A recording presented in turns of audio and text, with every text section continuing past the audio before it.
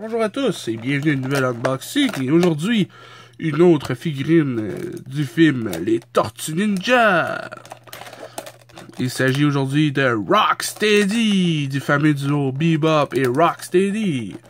Alors pour la présentation de la boîte, je l'ai déjà faite pour l'unboxing de Bebop. Alors pas besoin de le refaire, ce qui fait une vidéo un peu plus courte, ce qui est cool parce qu'on s'attarde seulement au sujet principal. Qui est la figurine, bordel! Et voilà. Comme je disais ça, on garde pas ça.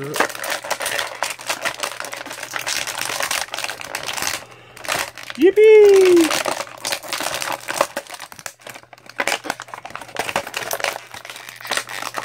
Voilà. Les accessoires. Alors, on a une masse bien brune-orange, couleur bois au complet. Ça aurait été cool quand même, vu que c'est un accessoire assez... pas grotesque dans le sens de mal, mais grotesque dans le sens de détailler facilement. Tu sais, je veux dire, ça aurait été quoi de mettre ça gris? Tu sais, juste de même, tu sais. Parce que là, elle est toute en bois uniforme, c'est fucké. La batte, c'est correct, tu sais, qu'elle ait pas peinturé ça. Je peux comprendre, ça fait une paint job assez détaillée pour la qualité du jouet. Mais la masse, quand même, noir ou gris, tu sais, plouch, t'as la plante dedans. En tout cas, bref, c'est pas bien grave, je pense, puisque ce qui nous intéresse, c'est la figurine. Ah oui, je trouve ça un peu bizarre qu'on voit ses dents comme si c'était un petit peu maneuse comme ça. Tu sais, c'est Rocksteady, là. C'est un gros rhinocéros violent. Enfin bref. On va passer tout de suite aux articulations. Alors, même chose que pour Bebop au niveau de la tête. Pas mal moins d'articulations au niveau du cou vers le haut, vers le bas. Au niveau des bras, oh, on a des épaules pas mal plus, qui vont pas mal plus loin que ceux-là de Bebop. Ce qui est bien. Au niveau des coudes, on a la même chose. Au niveau des poignets, on a la même chose que Bebop. Ce qui est bien aussi. Ensuite, au niveau des jambes, je dirais que c'est exactement les mêmes jambes. Quoique les détails dessus ne sont pas du tout pareils. Mais au niveau des articulations, c'est la même chose. Au niveau de la paint job, les bottes, ouais, elles sont vraiment cool.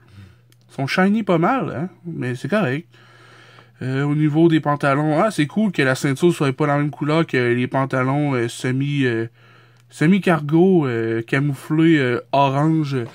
Mais hors écran, ils sont pas mal moins orange que ça. Ils sont pas mal plus du côté brun kaki. Mais à l'écran, je trouve qu'ils ont de l'air orange pas mal, avec des teintes de vert. Ça fait camouflage ou je sais pas, là, mais vraiment pas dans la nature. En tout cas. Alors, on a ici Rocksteady, écrit des initiales sur son jacket. C'est ce qui est cool, c'est qu'il est en rouge, c'est hot. Ensuite, les studs sont un peu peinturés d'argent dessus. C'est cool. La chaîne, encore une fois, différente paint job que sa peau. Un tatou de flamme sur le bas de sa bédane. C'est ce qui fait la magie des Tortues Ninja, hein. C'est cool, là. Les tattoos les tattoos sont mieux faits, je trouve, que celui-là à Bebop. Je sais pas si c'est vraiment juste les goûts de Rocksteady qui sont plus cool que ceux-là de Bebop. Mais bon, alors, je vais mettre ses armes dans ses mains. Ouais, vraiment, ce que j'aime de ces figurines-là, c'est qu'ils sont pas trop compliqués, puis sur l'étagère avec d'autres figurines, ils se démarquent quand même par leur côté plus large, plus gros, tu sais. Je le compare un peu avec Bebop, et voilà, le duo est réuni. Et voilà, ils sont incroyables, n'est-ce pas? Ah oui, ils sont vraiment beaux. Alors voilà, merci beaucoup, et à la prochaine!